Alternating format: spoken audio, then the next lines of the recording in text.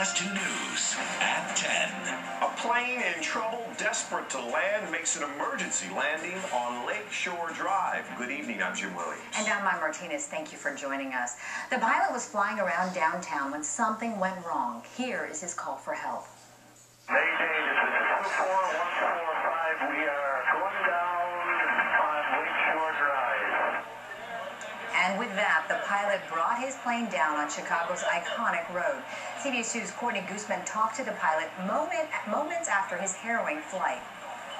He's the pilot who cheated death. The plane was shaking vigorously. Lombard resident John Peterson says the elevator on his Ran S6 Coyote experimental aircraft lost control right in the middle of his cruise of downtown Chicago. I didn't have much choice. I was right over Willis, so I know Lakeshore Drive's available. Peterson knew an emergency landing was inevitable.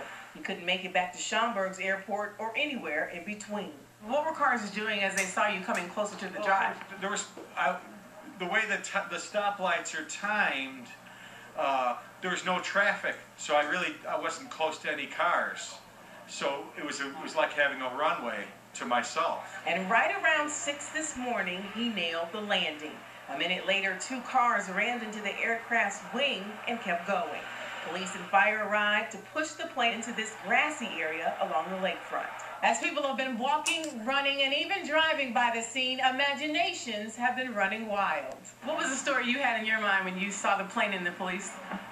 So I was thinking Chicago, something more suspicious, like some drug deal or some I don't know, trying to like import drugs from like the boat to a plane and then taking off or something more crazy like that. But this is equally interesting. You feel lucky right now? You have to. Yeah, thank you.